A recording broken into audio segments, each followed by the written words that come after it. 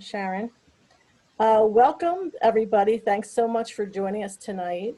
We're really excited because we have a lot of great families in front of us that are going to be sharing their stories with adoption. And I'd like to go around the room here and let them introduce themselves so they can let you know, how they came about adopting a child with ichthyosis. So we're going to start with Laura. Hi, everybody. My name is Laura Jacobs, and I adopted my son, who's now very quickly going on 7, at 19 months. Brought him home from China in the fall of 2015. I had never heard of ichthyosis before my adoption agency matched me with my child. And it was awesome to meet people who understood ichthyosis before I went to get him. And actually, many of the people on the phone right now were part of that journey. So thank you for being part of our extended family, and very happy to answer any questions. But first, I think we're going to meet some other people, right? Yes. Okay, Laura, thank you so much. Francine, how about you're next? I was born with ichthyosis, so I've been kind of a lifetime member of FIRST. And actually, FIRST is responsible for me being introduced to my son, who I adopted from China, who's also affected. They were advocating on their page for him, and I reached out to the agency and started the adoption process. I also have a second son who is not affected, but he was also adopted from China.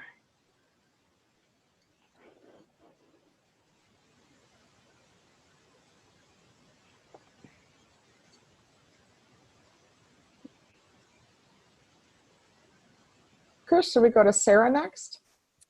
Yes, I'm sorry. I have some delay here. Sarah Kimmelman, how about your story?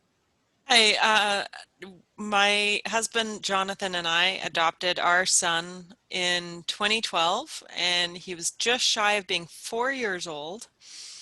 I myself am affected with ichthyosis, and our social worker that did our home study knew about our work with FIRST and our advocacy and stuff with that. And when she had a child with ichthyosis sort of come to her awareness, she immediately let us know. And we ended up traveling to a country we actually didn't know anything about before our match, and that was Armenia. And Alex is now 12 years old. That's amazing. Thank you for sharing that. Jen, do you want to go next? Introduce yourself. Sure. I'm Jen Saylor, and we adopted our daughter from China. Also, she was almost 9, and now she's teenager, 13.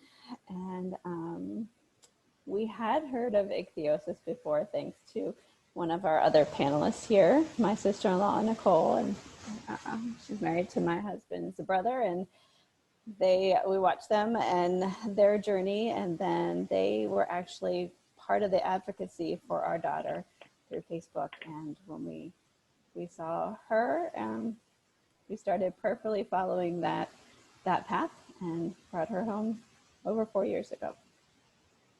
These stories give me the chills, that's for sure. Wonderful, wonderful stories. Nicole, do you want to go next? Sure. My name's Nicole, and in 2014, our son Daniel was born in California. He is ethnic Chinese, but was born here in the United States. We were just looking to adopt again and had our home study ready, and we were open to special needs, and we found out about Daniel and said yes, and the next day I was on an airplane to California. And then we were done with our family, except that we weren't. And a couple years later, we found out through FIRST, we found out about a boy in the country of Colombia in South America with lamellar ichthyosis, and we were planning to just advocate for him and ended up adopting him a year later. So he's been home for just about 2 years now, and we adopted him at 12 years old.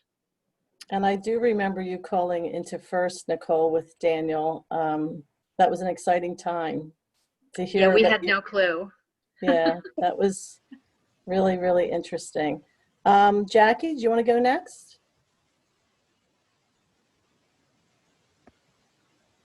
That little head you see popping up there with Sharon, that's my wonderful granddaughter.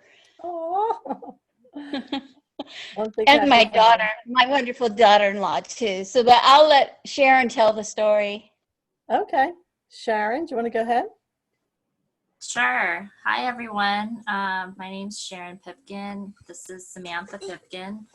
And Samantha joined our family through adoption in 2016. She was 15 months, and she is from China as well. Thank you. And we're thrilled to learn most of what we know about ichthyosis through FIRST and the wonderful families on the call here today.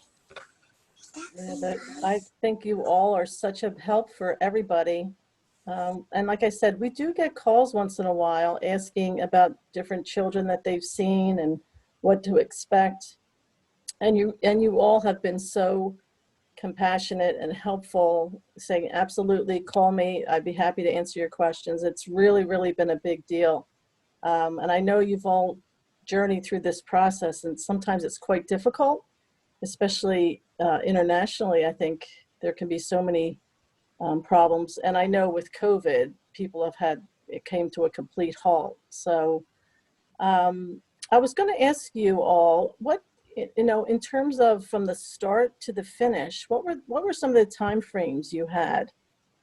Some are longer, some are shorter. I know, Nicole, you said that you hopped on a plane. So maybe you could share that experience.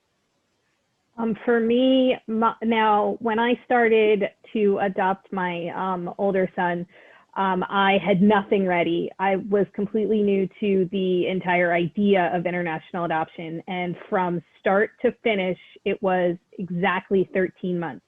My second son, because some of the things were already done, it actually only took 10 months for my second. And I'm sorry, Francine, you said they were both international? Yeah, they're both from China. Yeah. Anybody else like to share their experience? Our China adoption was, same as Francine, we hadn't done anything for it, but start to finish was about 11 months. Okay. Is that pretty typical? Or, I mean, I thought I've heard, well, with COVID, I know it has extended dramatically. I think what makes international adoptions take so long is people who go into international adoption like with intention, and then they wait to be matched. Okay. And so for us, we were thinking of adoption at some point in our family's trajectory, but at that point we weren't pursuing. So once we already saw her and we started pursuing her, it was that shorter period. I think the length comes into the waiting to find your child, if I'm not mistaken. Okay. Other people can speak to that. Yeah, that's kind of what happens. I think a lot of times I think the rules have changed with China now. I believe that you are not allowed to get pre-matched at this point. I think you have to have all of your documents done first and then sent to China before you can actually get a child. So the way that I did it and the way that Jen did it, you can't actually do that anymore, except for in extreme cases. I can speak a bit to that because Jonathan and I actually started our adoption journey before we knew about Alex. And so we, selected an agency and had a home study, and we're collecting our documents, and all your documents get put together in what's called a dossier for international adoption. And we were kind of dossier ready for almost 6 years. Wow. And we were giving up on we gave up on the country that we initially chose because there were just a lot of roadblocks, and we didn't feel that that was the right path for us anymore. We did some discernment on that. And we were in the process of working with our social worker to select a new country to adopt from. And that's when she found out about Alex. and she saw the word ichthyosis and thought of us. And the next day she sent us the email that she'd received about him from another agency, and because he was approaching an adoptable age in Armenia. They have to be available for adoption for 3 years before they can be adopted by a non-Armenian. So he was approaching that age, and so his file was kind of being disseminated amongst social workers and adoption agencies, and she saw that, and it took us about 2.5 hours to decide yes. And from that point, it was a year later that he was coming home with us, and that was 2 trips. And that was the fastest adoption that Armenia had done internationally, because he was about to age out of his orphanage, and they were very worried about him because they didn't know what to do for him, and they cared enough that they sort of fast-tracked all their paperwork. And what Francine was talking about is something with commonly known as the Hague Convention, in that you're not allowed with Hague countries that have all signed this agreement to pre-select a child, that you have to send your dossier to the country and then they do the match and then you say yes or no. And that is what happened with Alex. So we sent our dossier to Armenia and said, hey, we're really looking for a little boy that has ichthyosis. That's what we really want. So they matched us with the boy that had ichthyosis. That's really And so from that point, it was about a year. But yeah, as Jen had mentioned, the waiting time is waiting for that match. Once the match happens for international adoptions, and you're applying for I-800s and waiting for your Article 5s and all that stuff. And that's when you go. And it depends on the country that you're going to, whether or not you have to make more than one trip, which we did. Well, one question we get a lot, and I'm sure you guys can all relate to it, is the cost associated with these international adoptions. Did any of you, and I think I know a few of you, use fundraising to help you with the process? Yeah, if we can just talk a little bit about that, like what were some good ideas that you did? So, fundraising is interesting because I don't know that there's any one good idea, right? You kind of have to know your community. You have to, so different things work in different areas, different things work for different people. For me, I actually did a straight up GoFundMe for my adoption. I did a t-shirt fundraiser. I did a couple of other things. I also applied for a lot of grants, and I was lucky to get a couple of them to help offset the costs. But, I am a firm believer of, money should not be a reason a child doesn't get a home. And so, if you put yourself out there and are not afraid to ask, that's really what it comes down to, is don't be afraid to ask. People give money for the weirdest things.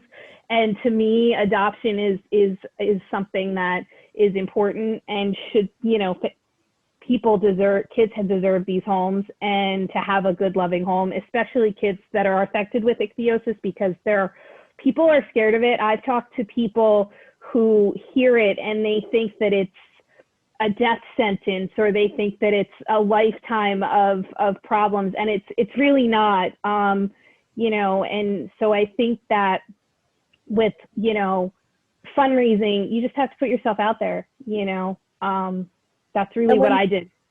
When you said grants, I mean, maybe I'll follow up with you after the call. Yeah. If you could let me know what they were. I think what I'm going to try to do is actually create a page on our website regarding adoption, just because, like I said, we do get an awful lot of questions about it. And it would be nice to have some resources on the page for people to. I have a whole list. I have a whole spreadsheet that I did. Yeah. That would be great.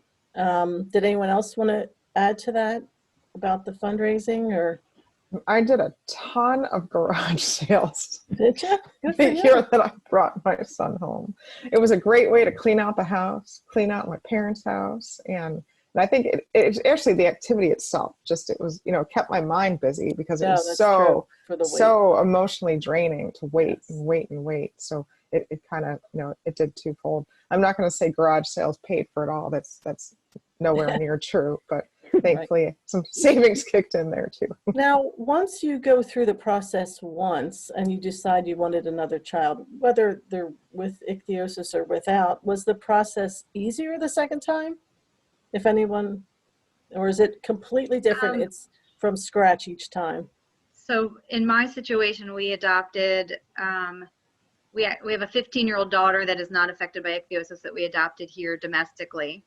And then we adopted Daniel about 10 years later domestically. It was definitely easier, but there was more paperwork. Really? The paperwork increased over those 10 years. Oh, okay. Okay. And then going to do an international adoption a couple years later, like, wow, that's even like a lot more paperwork.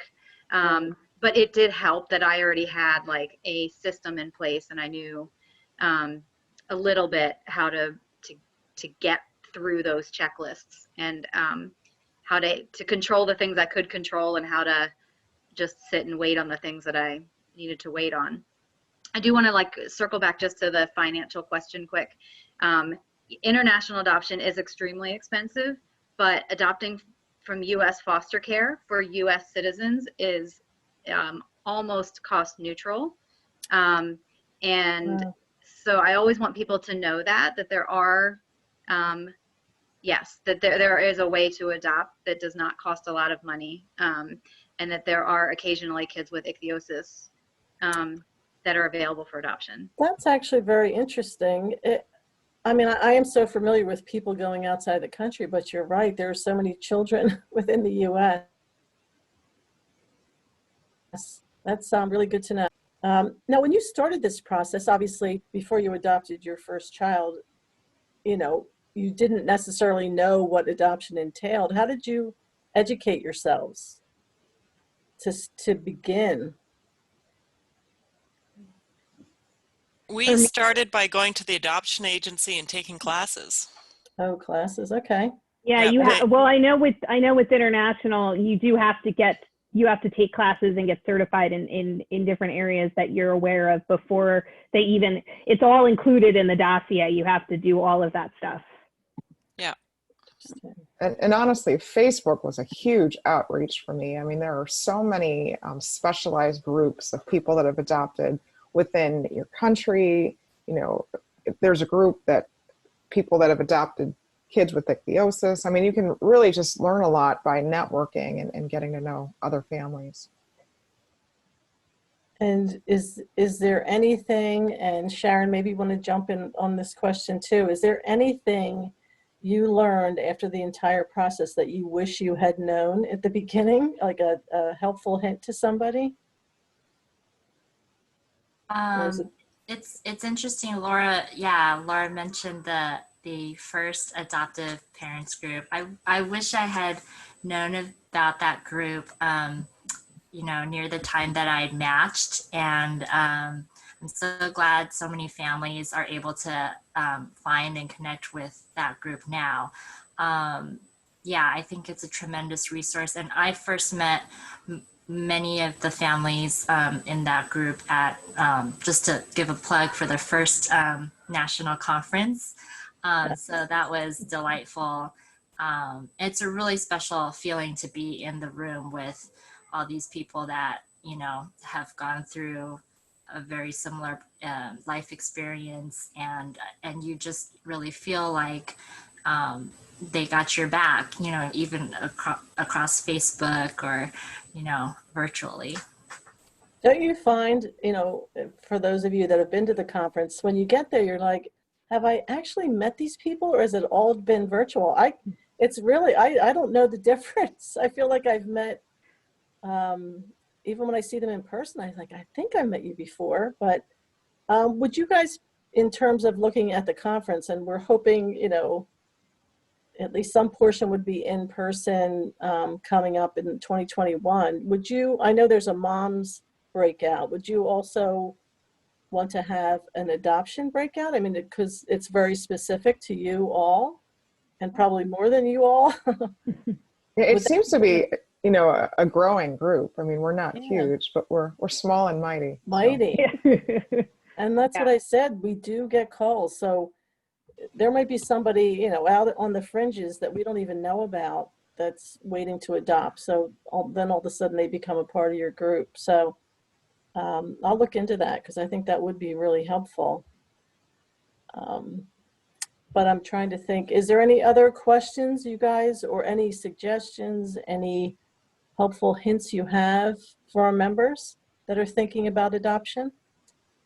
I was actually curious for those who have multiple, because you know, I only have one boy.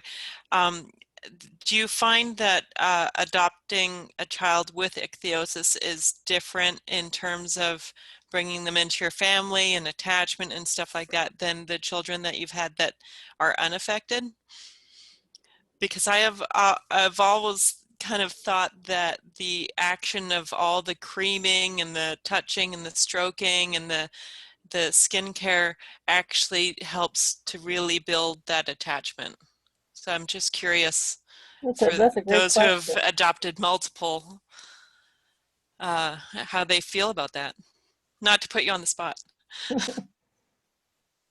I can speak to adopting an older child with ichthyosis. So he was 12 when he came into our family, and in some ways I think ichthyosis has helped with our attachment, and to be honest, I think in some ways it has made attachment I don't know, complicated, and I don't know exactly what all the root causes of that would be, but because, you know, he's old enough, I'm not actually like putting it on him very much. And he went from a life of like never caring for his skin, like he pretty much literally never did any skincare, to coming to a home where he has access to warm water and showers and baths, and us kind of expecting him to do some of that, and it actually created some conflict and some frustration. Yeah, so it was kind of a mixed bag for an older adoption. I would say with Daniel, we adopted him as an infant. He has Harlequin ichthyosis, and yeah, I do think that all of the very physical contact with it and care that he required, and his infancy, you know, it's pretty common with HI for there to be a lot of like just kind of global developmental delays in the beginning, and so his infancy lasted longer than typical, and that was actually like, I don't know, maybe because I'm a little bit of an older mom now, like that was very precious to me that I got to still like carry my 2-year-old around all the time and stuff. So yeah, so I think in that way for Daniel, it really did kind of help the bonding, to be so hands-on with him. That's actually very interesting. That's a really good point. The touch, I'm sure, is very much in terms of the bonding. Our son was, he turned 4 just a few weeks after we got home, but he was very, very small. And, you know, again, multiple root causes for that. Some of it was probably ichthyosis related. Some of it was nutrition. And, you know, he did live in an orphanage, so he didn't have focused care. So he was very small, and we did carry him a lot up until he was almost 5. And you know, we'd missed out on the infancy, so that was precious. I'm just going through some of these comments that are out here. I just wanted to mention some of these so we can acknowledge these. There's someone here that says they're on the board of directors for Reese's Rainbow, a nonprofit that assists with international adoptions of children with special needs. Her name's Carla. Hi, Carla. And she gave us her contact information there. Awesome. That's a good resource. There's another, or Carla also said, my baby girl with Harlequin ichthyosis was a domestic adoption just 3 months ago. Yay. Oh, congratulations. That's so exciting. Welcome. Jordan also said that she's adopting a 1-year-old little girl from India that has lamellar ichthyosis, and we leave Cool. for India next Tuesday. Another Oh, Wow. Tuesday. Safe travels. Oh man, she said she spoke to you, Nicole, so thank you for that. Mhm. And another person, or well, Carla again, she said she previously adopted 4 children from the Ukraine. This is amazing. Sounds like we got to get to know Carla. Thank you I for know. joining Carla us. said there is currently a toddler boy in Vietnam with Harlequin who is available for adoption. He's listed as Mickey with Holt International. Jordan, she said, what advice would you give me as we pick up our daughter next week? I am most concerned about her overheating. That's amazing. Oh, actually, Jordan said that's from Rebecca Ballard. Yes. Anybody want to jump in on that with overheating? I think easily transportable things like an empty water spray bottle, just a little one, just to keep, if you're out, because sometimes you really can't, you can't control the environment you're in, so you just do your best. They have those little frog towels that are in a nice little convenient case. Those are handy. Just a t-shirt sometimes, just wet a t-shirt and slap it over. You gotta try not to overpack.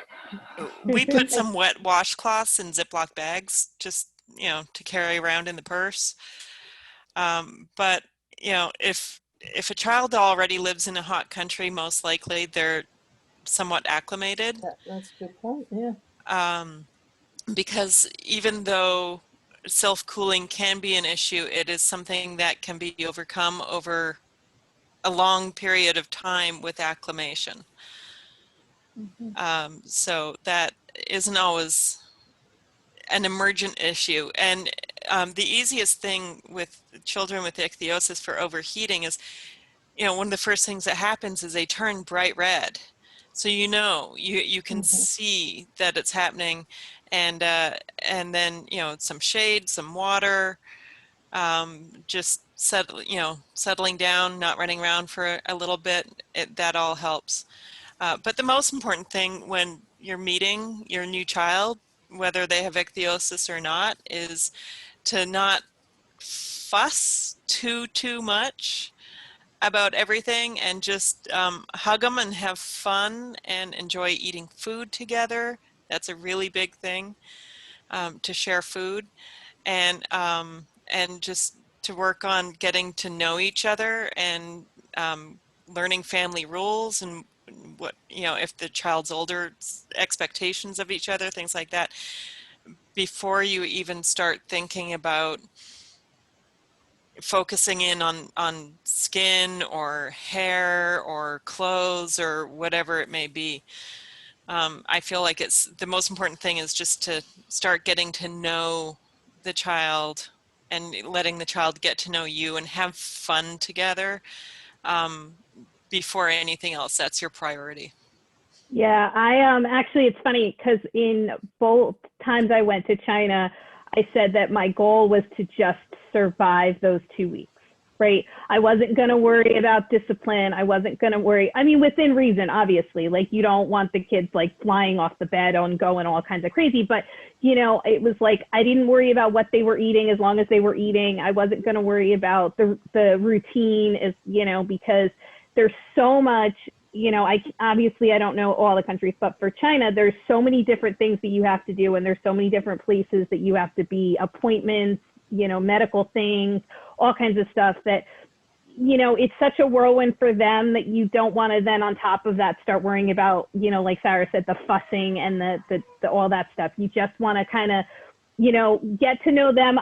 In both cases, I took my kids were a little bit older.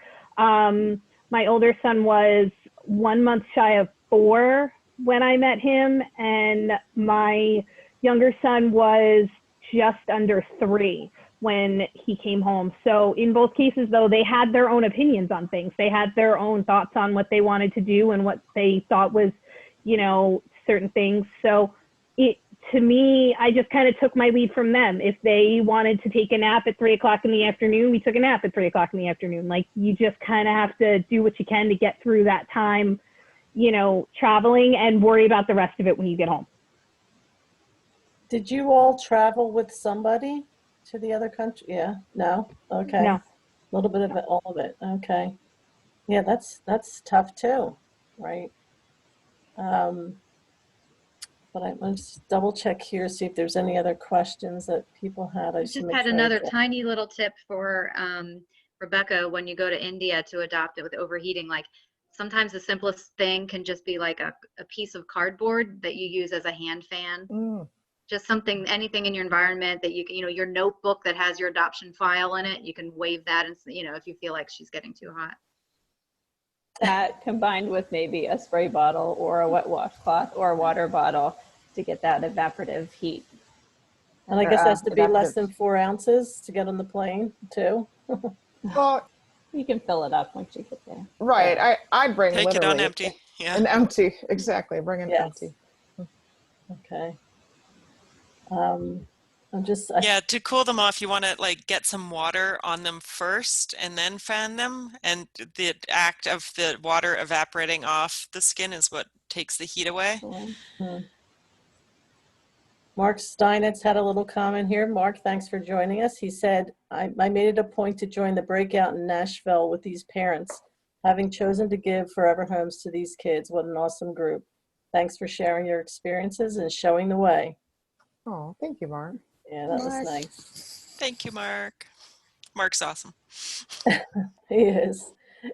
He gets around. He helps us with so many different groups. So now it's 9:39. Like I said, I don't want to keep you too long, but before we sign off, is there anything else? Any parting wisdom? Any just good luck to those parents that are that's so exciting, right? That they're exciting. finishing the process really of the adoption. So Give yourself and your kid and everybody just loads of grace through Yes. it all. Don't expect. You can't plan low every moment. expectations. Yeah. You don't know how long things are going to take. Just be along for the ride. Journal when you can, because to look back on it, you won't believe how much you'll grow as a family. great. And as a grandparent, when they first brought her home, they needed to be cocooned as their little family unit. And so grandparents, you need to understand that that's an important time. And then when it's your turn to come into the picture, wow, then it's great. That's great So- perspective. I actually have a That's- great story about that because we live in Minneapolis area and my mom lives in Halifax, Nova Scotia. And so while we were still in Armenia, because we were there for just over 3 weeks, she actually flew from Halifax to Minneapolis and opened up our house and turned on the AC and changed all the linens and went grocery Oh, yeah. shopping and filled up the fridge and everything. And then she met us at the airport with our car, which had the car seat in it already, so we didn't have to take a taxi home. And then she stuck around for maybe 10 days, maybe 2 weeks. I can't remember exactly, but she was absolutely hands off with our son. And the reason for that was because she knew that Jonathan and I were building that cocoon that Jackie said, that building that attachment. And I kind of, there were, of course, there's moments of frustration being a new parent and everything in there. And I said to her at one point, you're doing so well. How are you doing this? She said, this is what I'm doing. I'm taking care of my child so that you can take care of your child.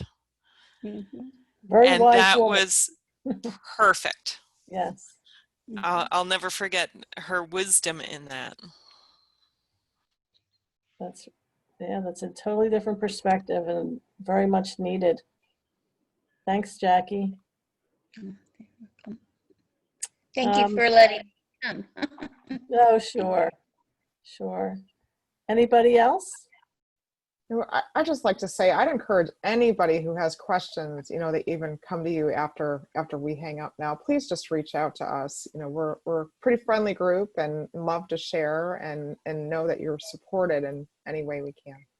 Yeah, there's no dumb question. There's no silly question. Just ask us anything, because we've all been there. We all know how, adoption is one of those things that until you live through it, you don't really understand it. So rely on us, use us, we can help.